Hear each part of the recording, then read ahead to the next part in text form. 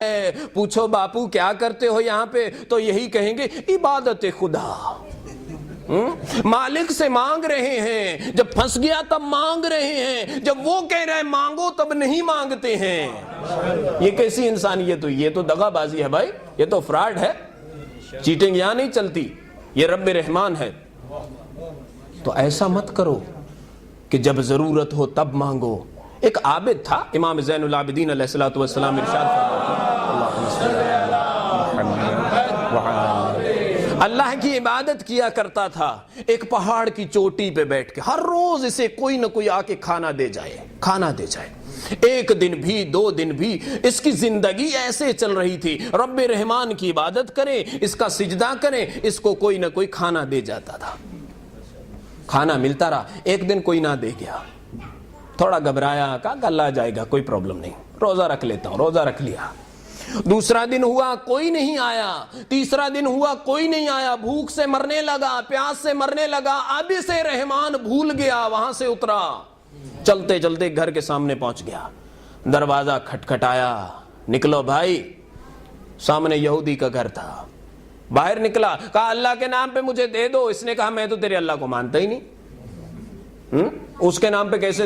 اچھا دے دے، بھوکا ہوں، مر جاؤں گا، تیرے آگے ہاتھ باندھتا ہوں، تیرے آگے منت کرتا ہوں، تیرے آگے ودنتی کرتا ہوں، تجھ سے ریکویسٹ کرتا ہوں، مجھے دے دے کھانے کے لیے، نہیں تو میں مر جاؤں گا۔ اب کہاں؟ کل تک عابد تھا، غیر سے مانگ رہا ہے، تو دے، تو نہ ہوتا تو میں مر جاتا۔ یہ کلمہ کبھی نہ بولو۔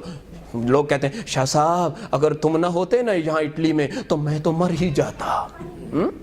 جب شاہ صاحب، چودھری صاحب، ملک صاحب نہیں تھے تو کس نے تجھے یہاں پہنچایا؟ کس نے تجھے کھلایا؟ کس نے تجھے پلایا؟ کس نے تجھے حادثات سے بچایا؟ کس نے تجھے بیماری سے شفا عطا کی؟ کس نے تجھے ماں کا سایہ عطا کیا؟ کس نے تجھے باپ کی شفقت عطا کی؟ ارے کس نے گناہ بھرے انسان کو معاف کیا؟ وہ نہ ہوتا تو تو مر جاتا۔ کوئی ہو نہ ہو اس سے کچھ فرق نہیں پڑتا میرے دوست، اگر مانگنا ہے تو اس سے مانگ جس سے علی بھی مانگ رہے ہیں، جس سے حسنین بھی مانگ رہے ہیں، جس سے محمد و آل محمد بھی مانگ رہے ہیں۔ مانگنا ہے تو اس سے مانگو، ان کا وسیلہ دے کے مانگو، کیونکہ ان کے وسیلے کے بغیر بھی نہیں ملتا، ان کے وسیلے کے بغیر نہیں ملتا، ہمیں وہ چاہیے بھی نہیں جو ان کے وسیلے کے بغیر ملے۔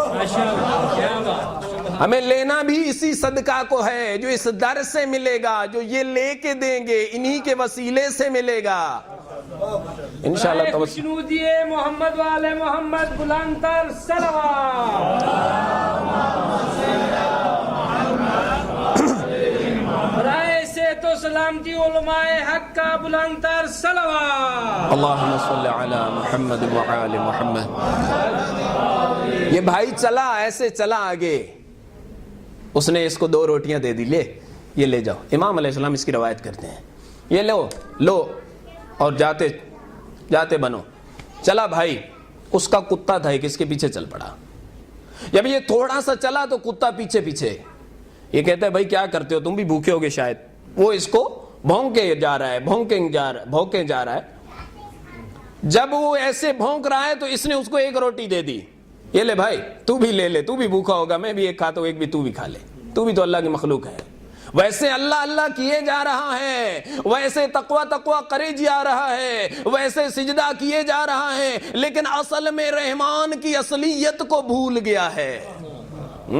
اس کو روٹی دے دی، وہ پھر اس کے پیچھے نے کہا تو بہت بھوکا ہوگا، لے دوسری بھی کھا لے، تیرے مالک نے تو 1 دی تھی، تو نے تو مجھ سے 2 دی تھی، وہ بھی تم نے لے لی، ابھی چھوڑتے نہیں ہو۔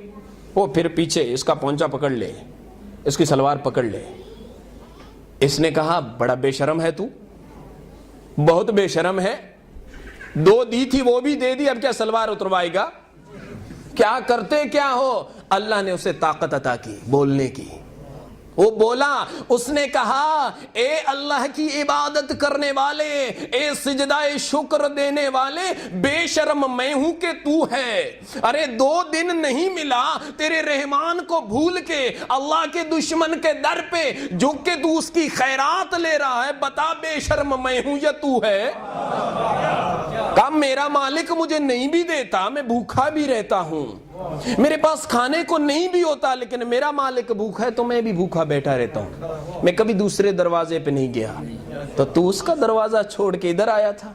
جو دنیا کو عطا کرنے والا ہے اس وقت اس کو پتا چلا کہ میرا رستہ تو گم ہو چکا ہے. میرے بھائی ہمیشہ رحمان سے مانگو کیونکہ اس کے در سے ملتی ہے خیرات, اور وہاں سے مانگنا چاہیے کیونکہ وہاں تھوڑا 1 2 تو 10 ملے, 10 ملے 2 تو 100 ملے, ایسا حساب ہے.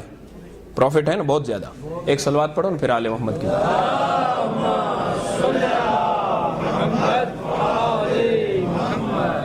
ایک کے بدلے میں 10 ملتی ہیں وہاں سے, لیکن لینے والا کوئی ہو, دینے والا تو بیٹھا ہے, اس کا تو دربار کھلا ہے, رات ہو دن ہو ڈے ہو نائٹ ہو سب کچھ کھلا. کوئی اس کے لیے پریفیکچر میں نہیں جانا پڑتا, اس کے لیے راندیوو نہیں لینا پڑتا, اس کے لیے کوئی پرمیشن کچھ نہیں چاہیے. بس آؤ سیدھا آؤ, مانگو صحیح, مانگنا آتا ہو, مانگنا آنا چاہیے. جس کو نہیں مانگنا آتا وہ بھی اتنا تو کہہ دے, رب مجھے نہیں مانگنا آتا لیکن تجھے تو عطا کرنا آتا ہے. میں بھلے اس قابل نہیں پر تو قابل ہے. میں بھلے گنہگار ہوں لیکن میرے گناہوں کو مت دیکھ, اپنی کریمی کو تو دیکھ. میری طرف دیکھے گا, میں جانتا ہوں تو نہیں عطا کرے گا. وہاں دیکھ, عطا کر جناب زہرا کے بچوں کا صدقہ. ہمیشہ مانگو, ہمیشہ مانگو. دنیا کا یہ دستور ہے کہ مانگنے جاؤ تو لوگ غصے ہو جاتے ہیں. دیکھو دنیا میں ہم لوگ ایک نوکر رکھتے ہیں یا کچھ بھی کرتے ہیں, اس سے ہم پوری وصولی کرتے ہیں. اللہ کوئی احسان ہی نہیں ہے. تھوڑا سا احسان کرو تو ہم دنیا والوں کے سامنے بیٹھ کے کہتے ہیں فلاں کو میں نے 1 روپیہ دیا تھا, فلاں کی میں نے مدد کی تھی, فلاں کو میں نے کوٹ لے کے دیا تھا, فلاں کو میں نے کھانا کھلایا تھا, فلاں کو میں نے گھر میں رکھا, فلاں کو میں نے یہ کیا تھا. یہ احسان فراموش انسان کہ تمہیں اللہ نے کیا کیا عطا کیا, پروردگار نے کتنی نعمات عطا کی, پروردگار نے صحت و سلامتی عطا کی, لیکن کبھی نہیں کہا کہ میں تجھے یہ دے رہا ہوں, میں یہ کر رہا ہوں. جتلاتا نہیں, کہتا ہے مانگ تو صحیح میں دوں گا. کہتا ہے میرا بندہ تو کسی کے در پہ مت جا. دیکھو کائنات میں سب سے جو عین نجاست ہے اس میں 2 جانور آتے ہیں, سور ہے, کتا ہے.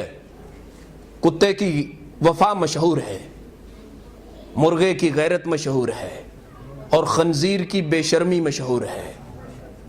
امام رضا علیہ السلام فرماتے ہیں لِأَنَّهُ يَذْحَبُ الْغِيرَ. اللہم صلی اللہ علیہ وسلم. خنزیر کا گوشت کھانے سے انسان کی غیرت مر جاتی ہے. خنزیر کا گوشت, سور کا گوشت کھانے سے انسان بے شرم ہو جاتا ہے, کیونکہ سب جانوروں سے بے شرم جانور سور ہے. بہت دھیان رکھا کرو. یہ پرنکل چپس, اس میں E471 یہ سور کا فارمولہ ہے. 2 طرح کا ہوتا ہے, ایک ویجیٹیرین ہوتا ہے, ایک گوشت کا ہے, میٹ کا ہے. لیکن چپس وغیرہ میں اکثر E471 سور کی چربی استعمال کی جاتی ہے. بچوں کو یہاں کا پرنکل چپس کبھی نہ کھلاؤ, کوئی چپس پر نہ کھلاؤ. جو چیز لینی ہو انٹرنیٹ میں جاؤ, E471 کے فارمولے اس کو نکال کے تمام بچوں کو دو کہ کیا کیا ہے اس میں, چربی ہے کیا ہے کیا, کیونکہ کتنی چیزیں ہیں, چوئنگمز ہیں, ٹافیاں ہیں, یہ چپس وغیرہ ہیں, ان سب میں کتنی چیزوں میں سور کا فارمولہ ملا ہوا ہے. اور آپ تو مسلمان دیشوں میں بھی جا رہا ہے.